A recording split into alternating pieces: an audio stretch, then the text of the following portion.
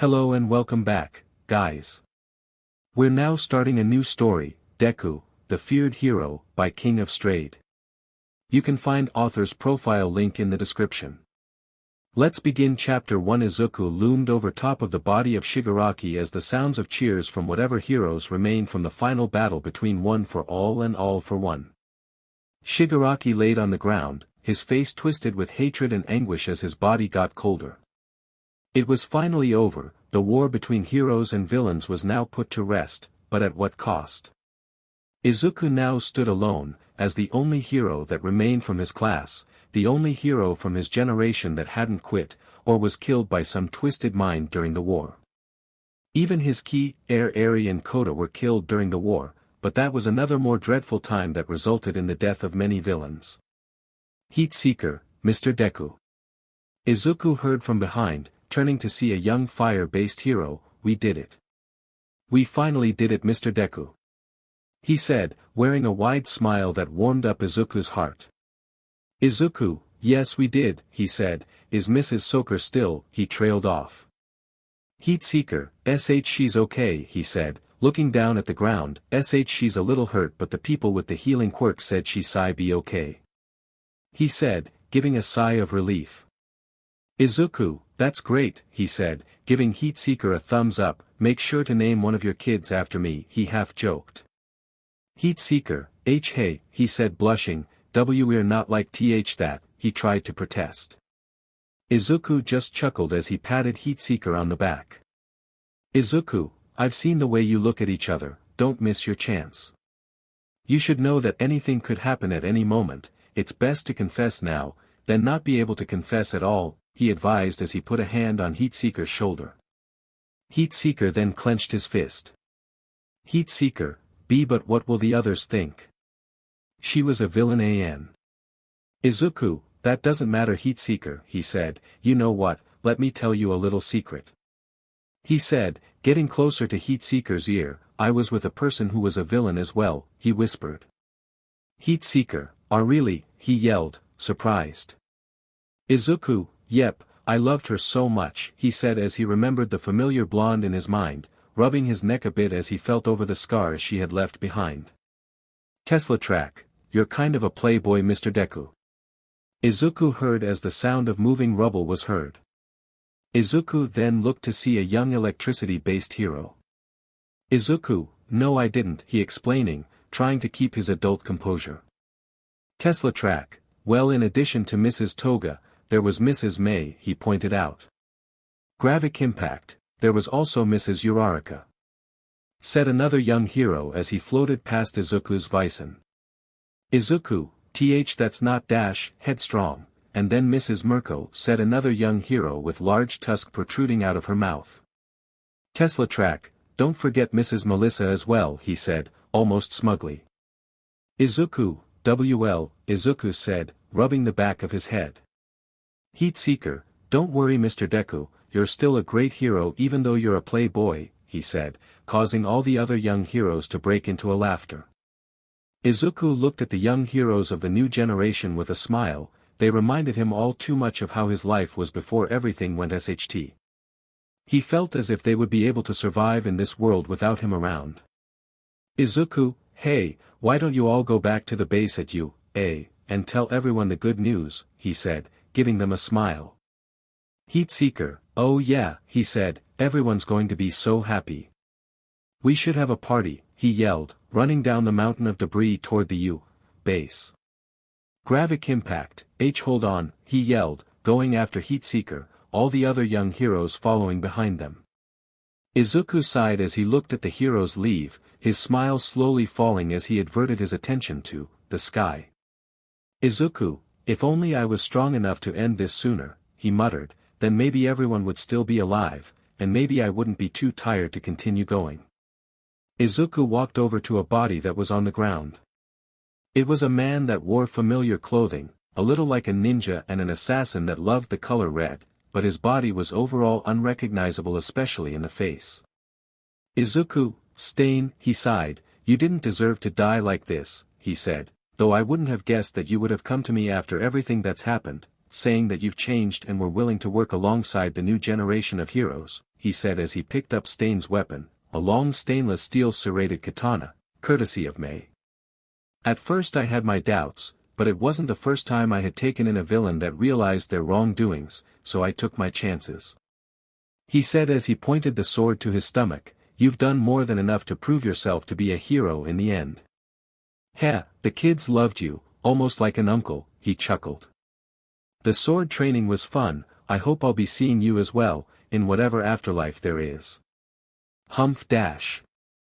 He grunted as he plunged the sword into his chest, activating one for all to ensure his death as the blade slid through him to the other side. Izuku choked for a moment before he fell forward, landing on his knees. This had hurt a lot more than he was prepared for, but he was fine with taking the pain. It wasn't anything that he wasn't used to. It was now starting to become colder, and colder for Izuku as more and more blood spilled out, the last hero of his generation, falling to the ground. "Izuku, I wonder what happened to Aoyama, before he died at least," he thought. "It would have been nice if we could have talked a bit more before it all happened." Tears then began to fall down Izuku's cheeks. "Izuku, I wish we all could have stayed together until the very end, but I was too," he thought as he sobbed. "I was too weak," he pushed out as his vision went black. Izuku slowly opened his eyes as sunlight shined into his eyes. He looked around and saw the action figures of All Might that he had collected relentlessly long ago. Izuku," he heard muffled from outside his door. "Wake up, it's almost time for school," she yelled. "Izuku, mother," he muttered as he got up from his bed. He nearly jumped out of his bed and charged to see if his mother was there, but he was stopped by himself in the mirror. He nearly stumbled out of bed as he moved toward the mirror. He was so young, so green as a veteran hero would describe it. He wouldn't believe it himself if someone told him that the person standing in front of him was a pro hero with years of experience. Izuku, she yelled again. "Are you awake?" she asked as her hand headed for the door. "Izuku, I am getting changed." He lied. "I'll be out soon," he said looking at the door. "Oh, okay. Just please don't be late, sweetie," she said, her footsteps fading as she went down the hall. Izuku then let go of a breath he hadn't known he was holding. He could tell that he was unstable from the way his heart was about to beat out of his chest. He needed to calm down and fast. The way he was right now, the sight or maybe a few seconds of interaction with someone he knew could set him off in some way. He needed to leave the house and find some place to get a control over his emotions. Izuku quickly grabbed some clothes, a plain black hoodie, jeans and his red shoes. Izuku slowly opened the door to his room and looked around for any sight of his mother. After seeing none, he quickly left his room, closing the door behind himself as softly as possible to not alert his mother. His steps were as light as he could possibly make them as he made his way to the front door. As Izuku pushed open the door, he heard a sound from behind that caused him to stop. "Izuku. Why aren't you wearing your school clothes?" she asked, looking at Izuku's attire. Izuku's breathing almost at once spiked as soon as he heard his mother's voice so closely behind him. "Izuku, I am just wearing them under my jacket," he stuttered, lying. "Oh, okay," she said, a little skeptical. "Just please come home safe, okay, Izuku? There have been increased sightings of villains in the area recently, so come home as soon as possible, okay?" Izuku then nodded before he tried going out the door, but before he could, he felt something collide with him and hug their arms around him. Izuku's heart began thumping uncontrollably.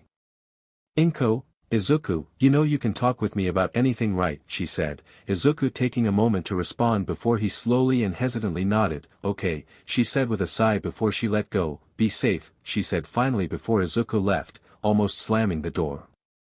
Izuku panted as he sat in an alleyway, grabbing his chest as if he was forcibly trying to stop his heart from beating out of control. He was struggling to calm himself. He wanted to scream, shout, something to get rid of the overwhelming feeling inside, but the last thing he wanted to do was call attention to himself while he was like this. Suddenly, Izuku heard an explosion from close by. He was distracted for a moment when he looked over and saw a familiar villain. It was a giant man with shark-like features on his face, fighting against Kamui Woods, and if Izuku's memory didn't betray him, Infiltrating would appear in 3-2. Suddenly the villain was taken down by a giant woman that kicked him to the ground. Izuku almost chuckled at the sight. Of course, heroes would be then thing to help calm him down. Why didn't he think of that? He could remember how Infiltrating stole the thunder of Kamui Woods and took the credit for catching the villain. Looking back on it now, Izuku could remember Kamui as he slumped over top the train tunnel, making him laugh a bit harder. Izuku, they were such great heroes, he muttered, so strong, and yet they loved pulling pranks on each other. Oh well, as Night I once said, humor and energy are vital for the future of society. If only I supplied a little more, he muttered before he got up. Well, I can't just sit here as much as I want to. He said, there's still a few things I need to do before I go back home. He said as he walked deeper into the alley. Izuku soon arrived at an abandoned area. It was the sighting of a villain attack that the city had yet to repair for a while. If Izuku had remembered correctly, this area would be scheduled to be repaired soon as a sort of plaza or something along those lines. So, what better area could he use to let loose a small bit and see if he still had one for all somehow? At first Izuku thought about it once pushing it to 100%, but then he remembered doing that simple action would have destroyed the area around him, so he decided to go slowly and start with the lowest percentage he could muster and slowly bring it up to a higher percentage. Izuku imagined himself as a vessel as he had done so many times before and imagined a droplet of one for all going into the container. Suddenly Izuku felt an insurgence of power, a lot more than a droplet of one for all should be, as his body emitted a surge of electricity that affected the area around him, demolishing a few of the small shops that were in his vicinity. Izuku, that's not normal, he said, his voice coming out reverberated, like it was being affected by the power. That isn't either. Izuku quickly cut off one for all, going back to his normal state as the lighting surrounding him was cut as well. Izuku, I should check out the other quirks, he said to himself. After some testing, Izuku concluded that his quirks were somehow buffed or evolved somewhere down the line of him going back in time. He could tell that the feeling of the quirks was different. Black WHP was more flowy like water almost, and was a lot more malleable. Float was more like a fly, smoke screen was thicker and harder to remove, and induced a slight drowsy effect much like Midnight's but weaker, and Gene now seems to almost passively collect energy, despite him not moving, which was a bit of a pain. Now he was constantly collecting energy, but it was only if he activated the quirk, so he was able to use it a bit less prematurely.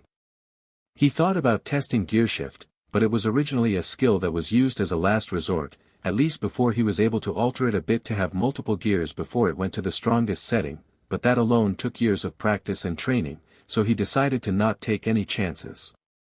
And finally, danger sense was something a bit harder to discern from the way it was previously, but that was mainly because any danger that he created was not treated as a danger because he created it with the intent to dodge it, so he decided to put it off for now. Izuku then sighed before he flexed his muscles a bit. Using these new quirks were a bit taxing on his body, despite his physique being a bit more ripped than he remembered before his training with All Might, at least more on the lean side. Just what exactly happened during the transfer from the future to the past? Izuku then sighed again. Izuku, All Might, he muttered, you didn't deserve that, he said as his mind went to that dreadful day, the day before he killed Shigaraki. Izuku ran down the corridor of the U base. There was an attack from Shigaraki on the west wing of the school, the place where Izuku had specifically put the people he wanted to protect against such a threat. Once Izuku had reached the end of the corridor, he slammed himself into the door, making it fly off its hinges before it hit the ground with a metallic thud. Izuku, Shigaraki, he yelled, anger filling him as he looked up at the villain as he held a bruised and beaten All Might. All Might, Izuku, he sputtered out as tears streamed down his face, I am sorry, I couldn't save dash. Izuku's eyes then locked onto two bodies that were on the ground. A hat with horns sat on a head that had a metal pole protruding through it that pinned him to the ground, and next to them, was a girl with a single horn that laid on the ground face up with tears staining the side of her face as metal poles pinned her to the ground. Shigaraki, this is what you caused, pro-hero Deku. He mocked, these lives that you put up for the greater good, are the cost of trying to stop me. All Might then choked as Shigaraki gripped harder on his neck, before a sickening snap rang out and his body went limp before it fell to the ground. Shigaraki, this is only the beginning of your suffering pro-hero Deku. Soon everything you knew here will be dash. Suddenly it felt as if the world had slowed. Everything had almost stopped, the movement of the dust through the wind, the fires wildly spreading, even the words he was saying as a fist covered in black material appeared in front of his face. Shigaraki went flying back as Izuku's fist collided with his face, sending him into what once was the business area of Japan, causing a building to collapse over top of him.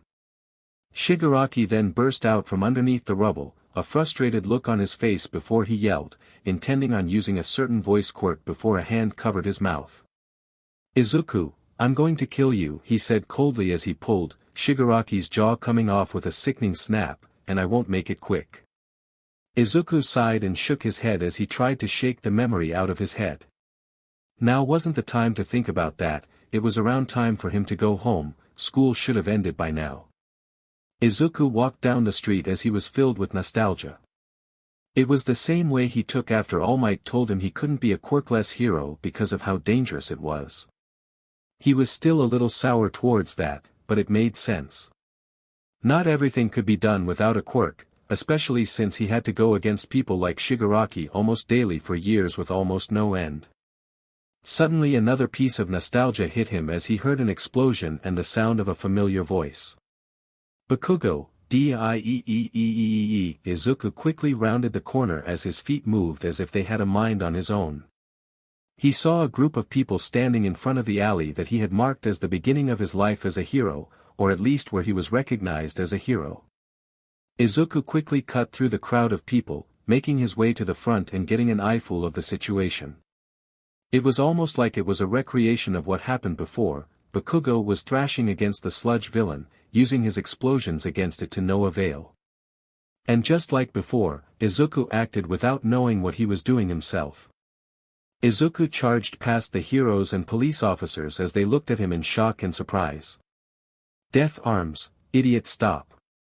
Stop, he tried yelling as Izuku darted toward the slimy villain.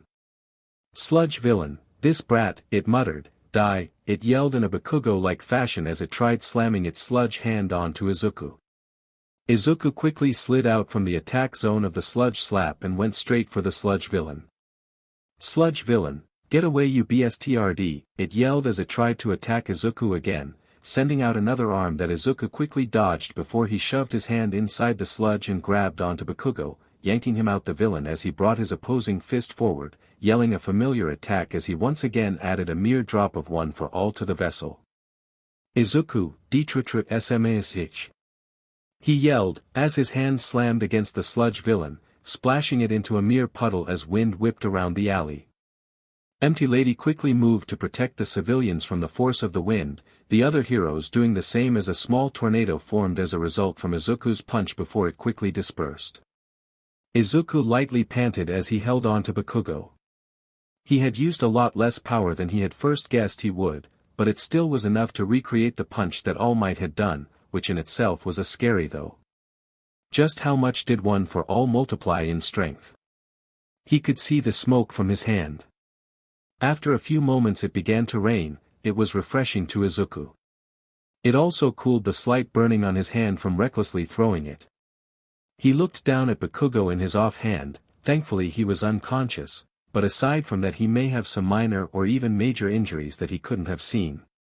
The sludge villain did try to invade his body, though he himself didn't remember the pain, it was mainly because he was unconscious as well, but he doubted such a powerful attack would have a physical side effect of some kind. Izuku slowly set Bakugo on the ground, laying him out as to not possible aggravate any wound any further. Realization then hit Izuku as he realized exactly where he was, what he had just done, and who was there at the time of the villain attack. He then slowly looked behind himself, being sure to not fully expose his face as he then saw the shocked expressions of the heroes and the civilians as they gazed upon him. Even a familiar skeleton-like person was looking at him, baffled. Izuku then turned around before he took another breath. Now wasn't the time to break down. Though the last person he needed to see, God forbid meet, was standing in a crowd behind him, but he needed to focus on something else right now.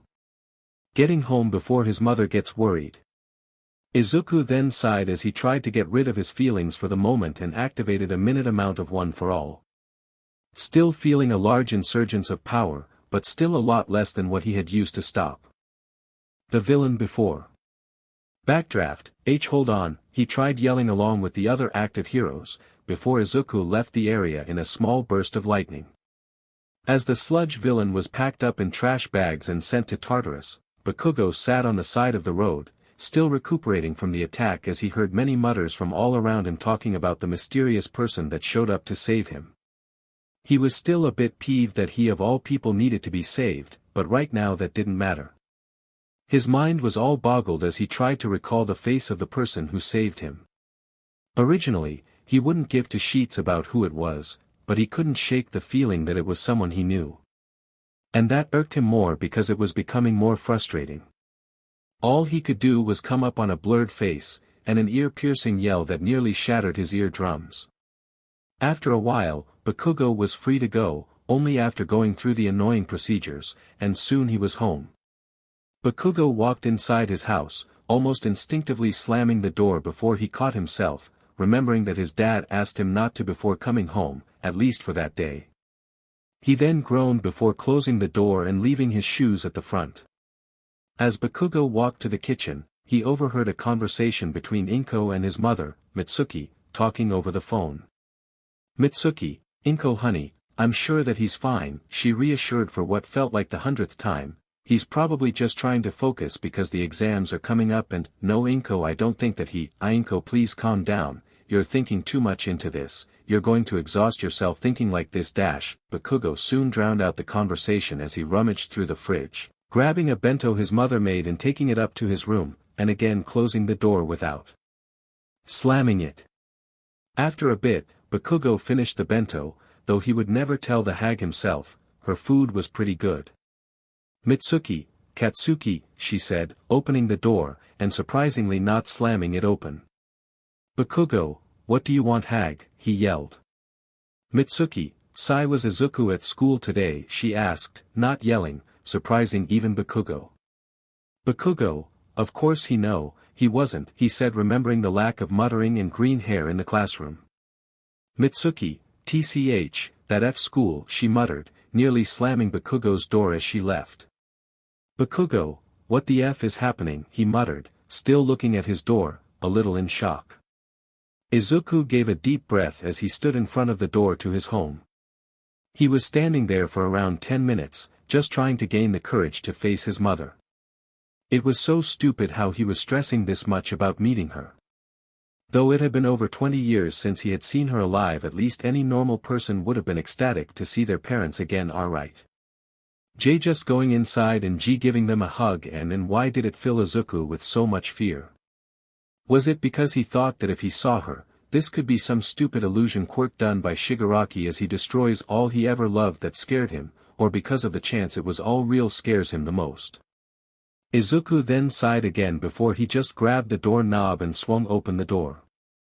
He then froze as he saw his mother sitting on the ground. She seemed to be looking at the door even before he came in, her eyes locking with his almost instantly. "Inko, Izuku," she said as she stood up, where have you been? School ended nearly 3 hours ago. I was so worried that something happened to Izuku," she said, taking a step closer. "What wrong?" Izuku hadn't even noticed as tears began running down his cheeks. She was there. She was there, living, breathing, and crying. "Izuku, Mom," he said as he reached out his hand, expecting to touch nothing before his hand connected with her cheek. It was soft and wet with tears, a feeling he didn't relish, but still granted him immense relief. "Mom," he yelled, pulling Inko into a hug as he began sobbing uncontrollably. A few hours later, Inko was finally able to get Izuku to calm down. The problem with that being he was now sleeping on her lap in the living room, and he still had school in the morning, so she didn't want to wake him just in case he wouldn't be able to go back to sleep. Inko just sighed as she patted Izuku's head as she had done before to get him to calm down. It seemed like she was regaining the habit she had of touching Izuku's hair to help relieve stress, but right now she needed it. Her mind was running rampant with thoughts or worries about why Izuku came home so distressed. Inko, sigh, I'm so sorry Izuku, she muttered, maybe I'm not a good mother, but I'll try my best to help you, please just stay with me until then, she urged. Chapter End. Chapter 2. 1 week later Izuku sat in his old or current classroom, listening to the teacher as they explained whatever they were teaching. Izuku wasn't paying any attention though, he was too busy thinking about how he was going to change the future. He personally had no idea on how he would do such a task, but if it was anything like him saving Bakugo, he would have to hide himself among the crowd so he wouldn't be found out by anyone. A person wielding multiple quirks without any explanation would not only make him the target of All for One, All Might, and anyone else who knew of All for One would think he was working with him. So not only would he need to hide himself as he works behind the scenes, he would have to create a facade to cover up what he was doing to avoid any suspicion from the wrong heroes. So basically, he needs something to cover himself as he works, and he needs to. Izuku then grabbed something that was about to hit him. Izuku, huh, he said, looking around before he saw that he was holding the teacher's hand. Sorry. He said, letting go of the teacher's hand. I was muttering again, wasn't I, he said, rubbing the back of his head. Teacher, yes, you were. I would appreciate it if you paid attention to the class, he said, retracting his hand back to him before he continued teaching. He would also need to stop his reactions to avoid suspicion, or at least until he graduated. Izuku arrived at home, taking his shoes off at the entrance and leaving his bag on the table. He then was hit with the smell of katsudon, his favorite. He then went to the kitchen, seeing his mother as she plated the food. Inko, hey sweetie, she said in a warm tone, sit at the table, I just finished cooking. She said as she set the food on the table. Izuku, okay, he said as he walked over to his seat. Soon saying thanks for his food before he began eating. Inko seemed to watch him as he did so, looking almost worried, like she was wondering if she had done something wrong almost. Inko, Izuku, she asked, still looking strangely worried, can we talk about what happened last week? Please. Izuku quickly stopped eating. Now it made a bit more sense as to why she made his favorite. She usually only made it for his birthday or when he had thrown a tantrum when he was younger so he would calm down, though such an occasion was rare. It still made him think why she had made it. Izuku, sure, he said, before he put his chops. Inko, oh okay, so why did you come home so late, she asked. Izuku, there was a villain attack and I wanted to write down some stuff, he said. Inko, but why did it take so long Izuku, she asked, her expression changing to something more along the lines of sadness. Izuku, the police had wanted to get information from everyone and there were a lot of people there because a new hero showed up, he said before putting on an ecstatic smile. He was so strong, he was able to take out the villain with a single punch. Inko, okay Izuku. Thank you for telling me, she said, giving him a smile that stuck with Izuku, for whatever reason, a little too much. Inko sat in her room, on the ground as she called Mitsuki. Tears were streaming down her face as she did before Mitsuki answered. Inko, Mitsuki, she said, his voice wavering. I think there's something going on with Izuku, and he won't tell me. Mitsuki, what do you mean Inko, she asked. Inko, Mitsuki, I had asked him about last week and he lied to me about going to school and taking notes about a villain attack. He left his stuff here and even his notebook so he couldn't have taken any notes, she said, sniffling. Mitsuki, what, he said, shocked, are you sure? I don't think Izuku would be the type to lie. Especially to you of all people. Inko, why yes I'm sure. He left his journal in his room that morning, along with his school clothes. He told me that he had left them at school, and I couldn't help but look for myself, she forced out. Mitsuki, well, I'm sure it's not anything major as you're trying to make it Inko, I promise he probably just got caught up trying to buy some All Might figure or some merchandise or something. You're worrying over nothing, I promise, she said, trying to soothe Inko at the very least. Inko then paused for a moment before asking a question that had been bothering her for the longest time. Inko, Mitsuki, she asked. Mitsuki, yes Inko. Inko, do you think I'm a bad mother? She asked, her tears flowing down even more. Mitsuki, what? She yelled over the phone, Inko, you know just as much as I do that, you're an amazing mother. You care for Izuku more than anyone else ever could and you overall try your best to be there for him whenever you can. If anything, you much more of a mother than me, she said, trying to reassure Inko. Inko, I know B but I can't stop thinking that I've done something wrong, like I caused something bad to happen to him, I just don't know what to do, she said as she cried even harder. Izuku tightened his fist as he stood outside his mother's door, listening to every painful word that came out of her mouth as she talked about how she felt like she wasn't a real mother. How she should have done something more, about how she still blamed herself for Izuku still not having a quirk. Izuku felt angry at himself for bringing this upon his mother. He wanted to tell her something, anything that would pull her out of this mindset, but the truth would only make her think he had gone insane, and he felt as if lying would only make it worse. So, he would go ahead with his plan a little sooner than he thought, making what would have been a lie at first, the truth. Izuku looked up at a giant building with the words, Hatsumi on the top of it. Izuku, if that is there, then that should mean, he muttered as he looked around for a smaller building, one that specifically said, Cafe Creations. Once he saw the cafe, he quickly reached into his backpack and pulled out a black hat and mask, making sure to hide his hair and whatever other defining features before he went there. He had some experience in disguises, some tips and training from Aizawa and some experience in scoping out small villain operations from those who had the guts to form them during the war. Izuku then showed up at the small cafe, seeing that it was abandoned. The windows were boarded up and the door had a foreclosed sign on it. Using black WHP, Izuku placed his hand over the lock and filled it with the black substance, pushing against every notch before turning the substance like a key and opening the door. The cafe was empty, aside from a couple of toppled-over tables and chairs and the front counter, but Izuku knew better than to think this wasn't a front, the Hatsumis were a lot smarter than that. Izuku then reached his hand over the front counter, feeling around a bit before he felt an indent before pressing it.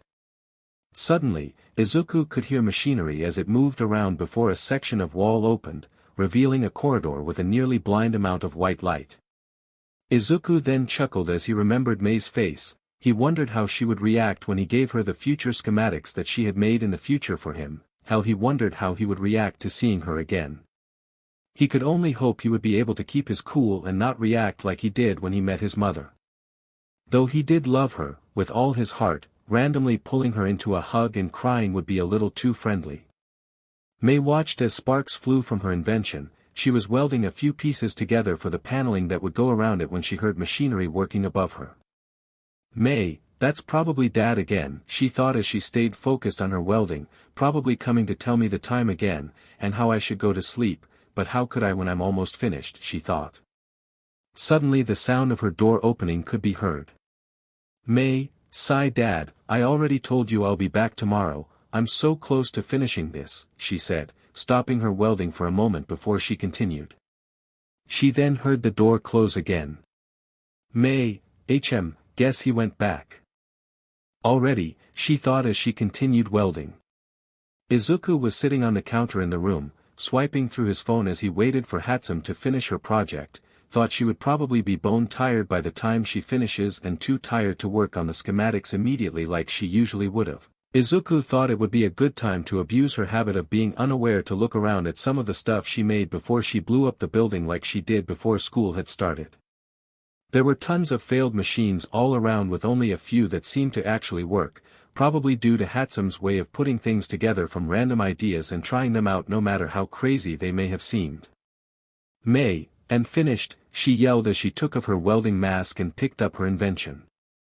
It looked like a heavy-duty blaster of some sort. Though it was a little large for a regular arm, for someone of his size at least, now all I need to do is test it. she said as she moved the invention in front of a target, putting it on pedestal and setting the power to low before she pressed a button, a small beam of energy shooting out of the end and marking the middle of the target black.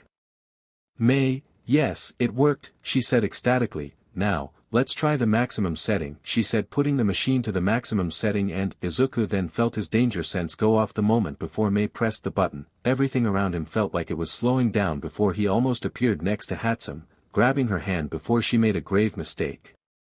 Izuku, don't do that, he warned, May now looking at him, shocked. May, who are you? She asked, her large yellow eyes with crosshairs now focused on him. Izuku, DMN it, he thought, it wasn't supposed to be like this, he didn't want to be as close as this, but at least he wasn't going through a crisis because he was so close to her. Her tendency of getting up in people's faces probably helped with that. Izuku then sighed before he spoke or tried to. His voice didn't seem to want to come out, no matter how hard he tried. It seemed he was a little off when he thought he wasn't going to have a small crisis when he saw her. Izuku then sighed again before he reached into his backpack with his offhand as the other still held on to May, before pulling out the future schematics and handing them to May. She looked at them awkwardly for a moment before she took them and scanned them over, almost instantly becoming engrossed in them the moment she laid her eyes on it. She then pulled away from Izuku and went over to a table, laying out the schematics on the table as she saw them. Izuku had figured that everything would have been taken care of from there, and left, leaving May as she began working on the tools and gadgets quickly as her instinct took over. Now that Izuku had all the gadgets down, all he needed to do now was get the suit, which was a whole other can of worms. He would have to get an application for it, and that would mean he would need a signature from his mother because he wasn't enrolled in UA, yet so they wouldn't handle the expenses and it would be this whole process, or he could go to Momo and somehow convince her to make it for him. Which he decided to do. And if only he had expected the amount of security that would be around the building, maybe he wouldn't be sitting in a tree with virtually no means of escape without being seen or using his quirk. Currently Izuku was sitting in a tree inside of the Yayorozu estate, right outside of Momo's room. Part of the problem being a variety of overcapable people currently on the lookout for him because one of them somehow found out that he was there, and he couldn't get into Momo's room because she and her father were currently having an argument that he never wanted to hear because he personally wanted to respect the rich people's privacy. Momo, father, please just listen to me, she urged. Momo's father, no, you are not becoming a hero and that is final, he yelled before slamming the door behind himself. Izuku could Momo as she cried. He hated this, he loved his classmates like family and know that she had to go through something like this, it filled him with an anger that he didn't want to control, but right now he had something to ask of her and hopefully he would be able to help her out as well. Momo stuffed her face into her pillows as she cried. It was the one decision that she wanted to make all her life with, all her heart, and she was denied it before she could even start. She had trained from a child with the sole intention of becoming a hero, and now her father was telling her that it was a child's dream, the dream that she had worked on for years, a dream of a child. She wanted to yell at him, she wanted to run away and never look back, and become a hero just to spite him. To show him that she could do it and that it wasn't only something a child dreamt of. Izuku, don't worry, things will get better, he said, reassuringly. Momo almost screamed before Izuku put his hand over her mouth. Izuku, hold on, he said, I'm not here to hurt you or kidnap you or anything. He said, putting his other hand up dismissively before he pulled out a page from his backpack. I just need you to make something for me, he said, showing her the page. It was a design for a costume. With exact measurements from top to bottom, with even the arms' holes had diameter and circumference written down. It was overall a perfect schematic for her to use her quirk. Izuku could tell that she wanted to speak, so he removed his hand. Momo, who are you? She asked, looking at him skeptically. Izuku, a fellow hero in the making. He said with a smile, I just need the costume, and I can't really get one because I don't have the money for it, but then I heard about your family and their quirks and I figured I should give it a shot, he said, giving her a smile. Momo, that still doesn't answer my question, she said, her look still skeptical. Izuku then sighed. Izuku, of course she's still level-headed. He thought, my name doesn't matter, but can you help me please, he pleaded. Momo then took a moment to think it over in her head. She could be possibly helping out a villain, the costume he wanted didn't exactly look so heroic, but she couldn't help but feel like rebelling against her father and doing something she knew he would like. Momo, oh okay, I'll do it, she decided, but only if you give me your name. She would need a name to call him just in case something happened, right? Of course, she would need to take at least some precaution just in case this was a villain.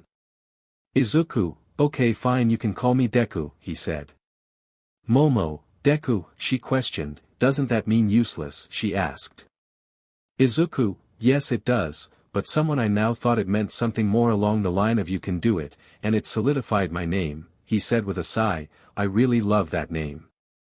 Momo then decided not to pry any more, she had got a name like she wanted, and it also seemed like the name carried some sentimental weight as well.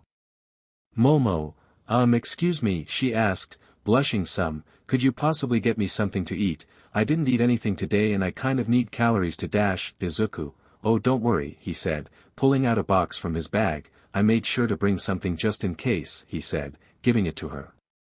Momo then opened it, getting a little surprised when she saw a cake with a cute topping of a rabbit on top.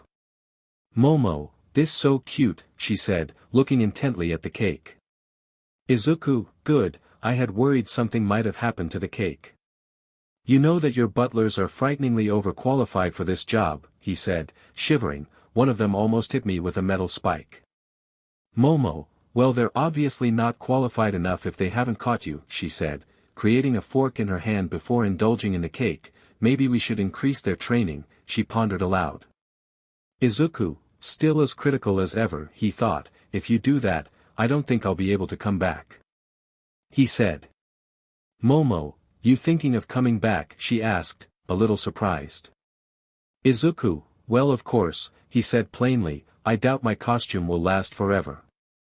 Momo, I guess that is true, she said, then it will be great training for the butlers, she said happily. Izuku, dang it, he thought. After a few minutes, Momo was able to create the suite. At least without the gadgets that it came with that were currently being made by Mei. Izuku, thank you very much Mrs. Yaoyorozu, Izuku said with a bow. Momo, don't worry about it Deku, she said with a smile, just be the best hero you can be, she said, giving him a melancholy smile that made Izuku wrench a little bit. Izuku, you'll become a hero Mrs. Yaoyorozu, he assured, don't stop believing in that, he said as he walked to the window, putting the suit in his bag. Momo, oh, so you overheard that conversation, she reasoned. Izuku, yep, but don't listen to him, he said, he's just worried because he never got the chance to be a hero either, just keep on pushing and if you fall don't worry dash, he said as he sat on the windowsill, because I am here, he said loudly before he fell back out the window. Momo, she thought, I didn't think he would be an All Might fan, she thought before looking back at the schematic Izuku gave her, especially with this scary thing, she thought before putting the page in her nightstand, though I guess anything's possible, she reasoned. -1 month later Bakugo sat in class as he stared into holes into the back of Izuku's head. The nerd had been avoiding him for the longest and it was starting to get on his nerves. He even stopped calling Kaken, not like he cared but it was weird that he suddenly stopped calling him that when he was so reluctant to not call him that for years. Suddenly the bell rang, marking the end of the class. Teacher, and that marks the end of the dash, before the useless teacher could finish, the sound of two chairs getting pushed back could be heard as Bakugo and Izuku bolted out of their chairs. Izuku then ran out the classroom, Bakugo following as close as he could behind him, Bakugo's lackeys scrambling after them, stumbling over each other as they tried and making a fool of themselves. Bakugo and Izuku bolted down the halls, pushing past everyone that got in their way as Izuku tried to escape from Bakugo and Bakugo tried to catch Izuku. Soon the two were at the stairs, Izuku hopping over the railing before Bakugo did the same. It was the route they usually took and by this point people had learned to not stand in that stop when school ended unless they wanted to get yelled at or possibly beaten by Bakugo for stopping him from catching Izuku. Izuku ran out of the school, Bakugo even closer behind him now as he reached out to grab Izuku, and after missing each attempt he decided he needed to get closer as he ran even harder. Izuku then turned into an alley, usually the final stop before Bakugo would lose him somehow, but now Bakugo was more determined than ever to catch Izuku. He was so close to catching him, only a hair follicle away, but it seemed as if the world was against him as he stepped on something that causing him to slip and hit the ground, hard. He tried getting up to get Izuku again, but he was already almost at the end of the alley already. He knew that it would have been pointless to try, so he just clenched his fist and screamed. "Bakugo, why are you avoiding me?" he cried, causing Izuku to stop in his tracks, and fall flat on his face as well, but Bakugo didn't see.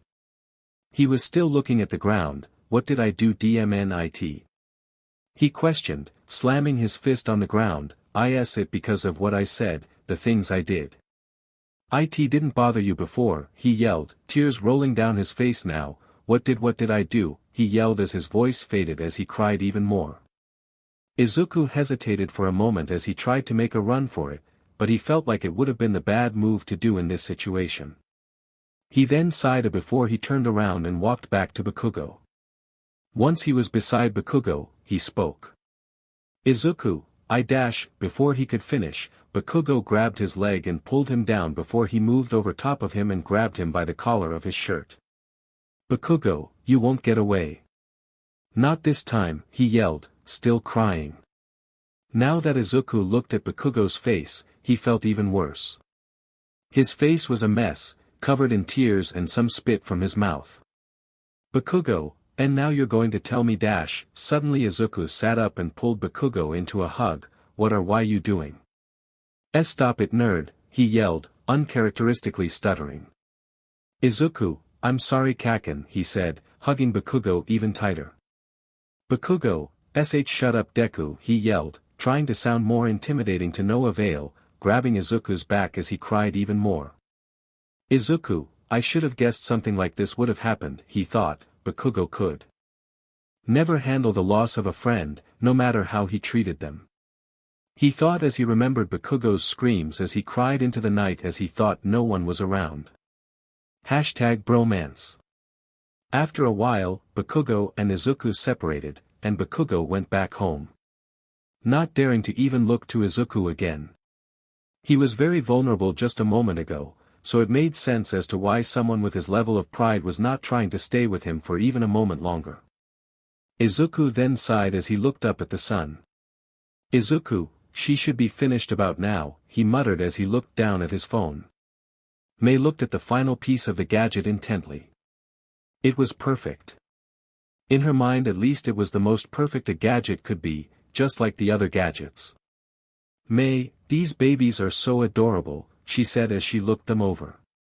"Izuku, I know," he said, surprising Mei, causing her to jump back in shock. "Mei, when did you get here?" she said, shocked. "Izuku, a little while ago," he said. "I decided that I should wait for you to finish your evaluation before I get the gadgets." Mei, "Oh, thanks for that," she said. "So," she said, trailing off some, "can I see you use them?" she said, almost too fast for Izuku to hear as she got up in his face. "Izuku, sure, but I'll decide where," he said, giving her a smile. "I wouldn't want anyone to notice me, or for anything in here to get damaged," he said, looking past Mei and seeing that she may have tested a couple of the things she made, if the damage to the room was any indication. Mei, okay, I don't as long as I can see those things in action, she said, somehow getting closer to his face. Izuku, okay, he said, let's go. Izuku put on the full set of gadgets over his hero costume before he pulled the hood over and covered his mouth with the metal rebreather. Mei, hurry up. I want to see how those babies work, she yelled from the overgrown clearing. Izuku decided to find another area for this, mainly because if he did this where he tested where he was before, he could have possibly destroyed something and put Mei in danger. Also, the area could have been investigated for villain activity and that would have been a problem. That and he was intending to show Hatsum his quirks, so she would get more ideas about other gadgets. Izuku then stepped out from behind a tree, wearing the full hero costume. Izuku, so, how do I look? He asked, looking over himself. Izuku wore his usual hero outfit from his vigilante days, but now his clothes were brand new, and the yellow cape was just short and not ripped. His gadgets included, kinetic thrusters, gain energy from movement, made after Ida's death, mid-gauntlets, gauntlets that allow use of one for all to a certain limit 3. Iron soles, shoes for Izuku's shoot style equipped with amplifiers on the bottom, after Jiro's death. Air Force gloves, allow Izuku to shot out pressurized air when he flick his finger depends on O.F. A's output has holes for black WHP. 2 stainless steel katanas with serrated blades. Style learned from Stain, sparkle band, an arm band that harnesses the electricity emitted off of Izuku to shoot out a powerful laser. Made after Aoyama's death paired with move made after Kaminari's death, terrifying, she said, but I want to see the babies, she urged again for the 100th time. Izuku then sighed. Izuku, fine, fine. He said, let's try the kinetic thrusters first, he said before activating O.F. A and running around the clearing before stopping in front of Mei in a split second. Mei, geez you're fast, she said, surprised, now use the baby, she said excitedly as Izuku rolled his eyes. Izuku, okay, test 1, he muttered, before he got into Ida's running stance, activating the thrusters and getting launched forward.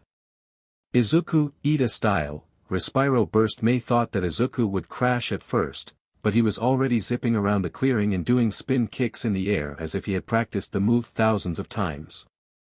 Izuku, they're perfect, he yelled as he landed in the middle of the clearing. Mei, wow, I thought it would have blown up, she said as she went over to look at the thrusters. I thought at the pace you move you would have overcharged it, but the thrusters aren't even overheating, she said surprised. Izuku, well, they can take a lot more than that, he said remembering the amount of speed he had used with the thrusters. I just wanted to give them a small test run this time. I'll try the Air Force gloves now, he said, pointing to a tree with the gauntlet before he pulled back his finger in a flicking motion, the cuff of the glove compressing before flicked, a giant wave of air shooting out and slamming against the trees on the adjacent side and uprooting them as they flew back. Mei looked shocked as she looked at the new clearing and back at Izuku. Mei, what the F is your quirk, she asked, her profanity shocking even Izuku.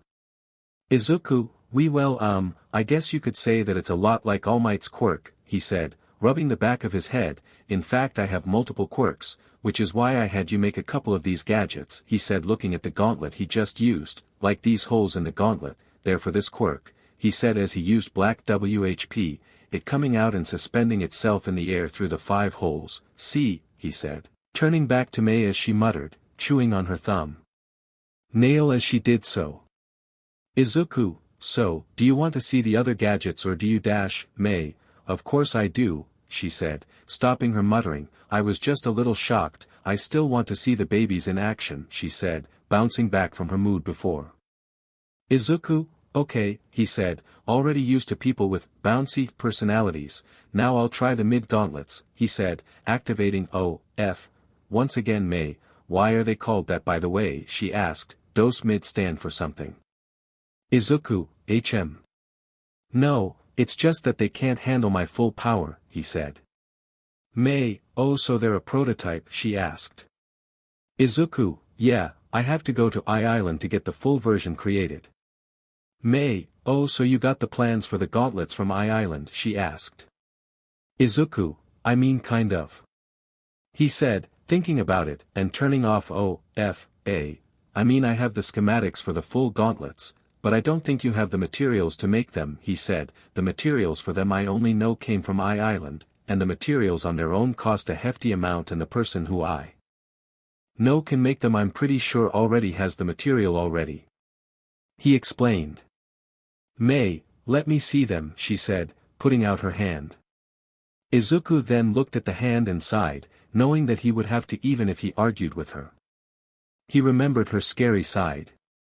Izuku, I'll give them to you after I finish using the gadgets, okay, he said, putting Mei's hand down.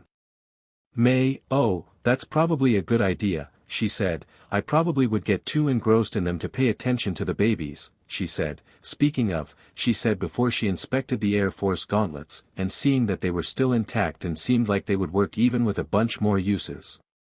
Izuku, okay, can I move to the mid-gauntlets now, he asked. May, fire away, she said, smiling. Izuku, great, he said, powering on O, F, A, and readying a punch. I should use a bit more power for this, he thought as he tried putting a tad bit more of O, F, into the vessel, an influx of energy filling Izuku for a moment before he quickly cut it off. May, what's wrong, she asked, noticing the lack of energy emitting off of Izuku. Izuku, they wouldn't have been able to handle the amount I was about to put in, he said, give me a second, I've got to readjust my power a small bit. May, this wouldn't have happened if you would have given me the actual schematics, she said under her breath, surprising Izuku again. Izuku, I'll give them to you later, he said, getting back into his stance before turning on O, F, May, I know, she said, before Izuku pulled back his fist and punched it. May was quickly covered in black WHP along with Izuku, now becoming oblivious to the world outside. May, why did you dash, Izuku? I overestimated, he said, interrupting her, I'm still getting used to the power of my quirks right now, I'm a bit of a late bloomer. He joked before he released black WHP, revealing that it was now raining around them, Izuku using black WHP as an umbrella. May, when did it start raining? She asked, looking around. Izuku, it started when I punched, he said, I did it once before when I saved someone, but I think I should try not to, it can catch a lot of attention and I think we should finish up here as soon as possible before people show up, he said, rubbing the back of his head. May, oh okay, she said, once again surprised. During the rest of the test, Izuku had black WHP suspended over May, to keep her from getting wet, as well as to protect her just in case something spiraled out of control, but everything worked pretty well, down to the stainless steel swords. It was overall a successful test run of the gadgets. For those wondering, Izuku, Kaminari style, indiscriminate shock 3 million volts, made with body, Izuku, Aoyama style, supernova Izuku, stain style, swordplay Izuku, Jiro style, unable to carry out as of now, and sadly, many others may looked over the schematics as Izuku dried off his hair with a towel that she had provided. Izuku, thanks for the towel, he said as he finished dyeing his hair, May not paying him any attention as she stayed focused on the schematics. You don't have the materials, don't you? He said, crossing his arms. May then sighed. May, I don't have the materials, she said as she put the schematic down on the table. Can't you just get me the materials, she asked. Izuku, don't even have access to the materials, the person I know is the only person who I know that can get them, he explained, causing May to groan at the fact she can't make the baby that was right in front of her. May, how many quirks do you have anyway, she asked. Izuku, 6, he said plainly. May, 6, she said shocked. Izuku, yep, black WHP, float, smoke screen, danger sense, FA gene, gear shift and my main quirk, he said. May, what's your main quirk, she asked. Izuku, the strength quirk, he said. May, oh, she hummed as her mind was already going through inventions she could test out for Izuku's special case. Izuku then got up from his spot on a counter. Izuku, May. May, yeah Deku, she said, getting out of her invention daydreams.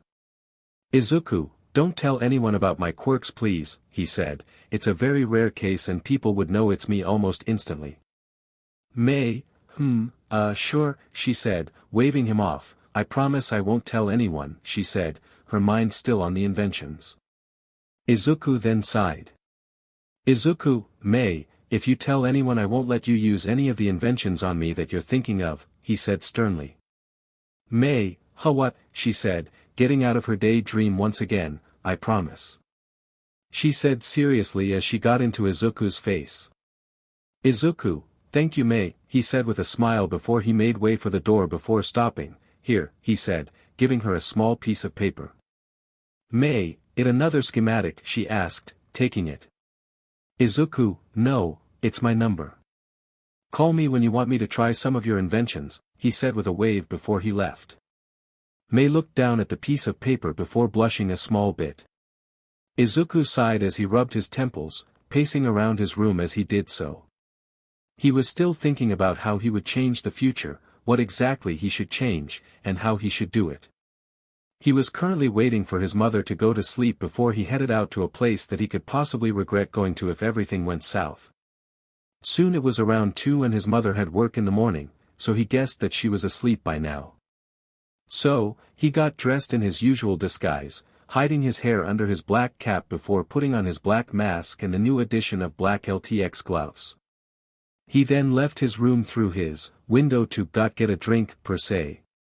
Izuku looked around the area as he walked up to the abandoned building. The area alone was very run down and wasn't even scheduled for any reconstruction due to the high density of villains in the area. Soon Izuku was standing in front of a door. The hallway was covered in dust and dirt and overall was grimy, but the moment Izuku opened the door, he was met with a clean, nearly spotless and empty bar that was lit up in warm lighting. A man seemingly made of smoke tended to the bar, cleaning a glass as he did so. He wore a butler's uniform with dress shoes and a neck guard, protecting the main source of his body.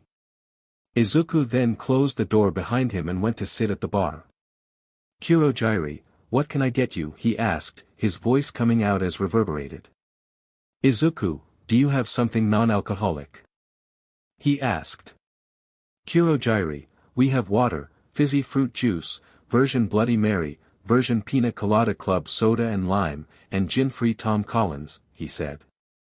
Izuku, I'll have a gin-free Tom Collins," he said. "Kurojiiri, coming right up," he said as he began making the drink. Izuku sipped the drink, feeling the fizzy lemonade concoction, it leaving behind a sweet taste as he swallowed. "Izuku, this tastes amazing," he complimented. "Kurojiiri, thank you," he said as he continued to clean a glass. Suddenly the sound of the door opening could be heard along with excessive scratching. "Shigaraki, huh? Who is this, Kurojiiri?" he asked. "Kurojiiri, a customer," he said, continuing to clean the glass as he rotated it in his hand. "Shigaraki, how did you find this place?" he asked. "Izuku, I just stumbled upon it. Thought that it would be nice to grab a drink at least," he said before sipping the drink again. Shigaraki then hummed before he sat down next to Izuku. "Shigaraki, Kurojiiri, get me a Tom Collins," he said, Kurojiiri nodding as he began making the drink. "Izuku, humph," Izuku grunted. "Shigaraki, what?" he asked. "Izuku, it's just a coincidence, I got the same, just not alcoholic," he said before taking another sip of his drink. "Shigaraki, you seem odd," he said, looking at Izuku. "Izuku, why is that?" he asked. "Shigaraki, I'm covered in human hands, and yet you're talking to me like I'm just some random guy," he pointed out. Izuku, well, I've seen worse, he said, taking the last sip out of his drink before sighing. "Excuse me, Kurojiiri, was it? Can I get a version pina colada?" "Kurojiiri, coming right up," he said as he finished Shigaraki's drink, putting it beside Shigaraki and then making Izuku's second drink. "Shigaraki, who are you?" he asked, looking at Izuku skeptically. "Izuku, you can call me Deku," he said, putting out his hand. "It's nice to meet you," he said, giving him a smile. Shigaraki looked at Izuku's hand for a moment before he turned away. "Shigaraki, Shigaraki," he said as he drank his choice of poison, being sure to raise a pinky so as not to break the glass. Izuku then turned back to the bar as Kurojiiri placed down his drink. "Izuku, it's nice to meet you," he said before taking a sip of his new drink. "Tastes amazing," he complimented. "Kurojiiri, thank you, Mr. Deku," he said with a small bow. Izuku entered his room through his window, falling onto his bed with a groan. Thankfully everything had gone well. Shigaraki didn't make any attempts on his life and seemed to like him. So, this phase of his plan seemed to already be underway. He would try to smooth out some of the KNKS now, but, right now he felt as if he had ran a marathon without a quirk. Izuku then took off his clothes, putting them away and throwing away the LTX gloves, slumped into bed, quickly going to sleep. Soon after Izuku drifted off to sleep, Inko peeked into his room.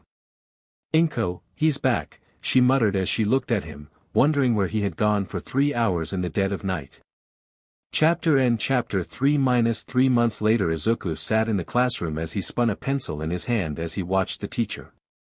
He was bored beyond belief. He never thought that going back to school would be like this. He basically remembered everything the moment he had saw it, so his grades were staying afloat, even if he didn't go, but not like the teacher was really keeping track. He had even caught a glimpse at the attendance sheet and saw that he had marked everyone as being there despite them missing over 5 people. Bakugo and Izuku also were on better terms, or at least it seemed that way. Bakugo didn't really talk to Izuku that much now and didn't bully him at all. He stared at him during class when the teacher taught something that didn't matter. After class ended, Izuku walked over to Bakugo, giving him a smile before he spoke. "Izuku, Kaken, can we talk please?" he asked. Bakugo then hesitated for a moment before he just nodded, following behind Izuku as he led the way. After a little while of walking, the two were on the roof of the school. The wind whipped around, making it a little cold, but just bearable.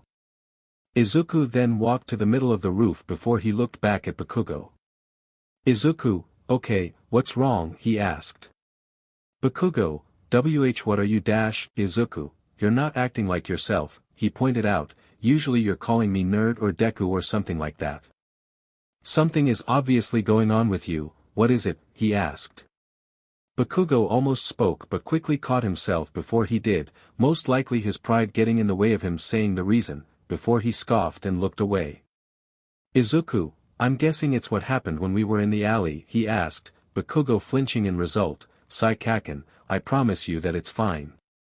You can call me Deku or even poke fun at me or whatever is okay," he reassured for the millionth time. "I've already told you this before." Bakugo then clenched his fist before he sighed. "Bakugo, that's not it," he forced out.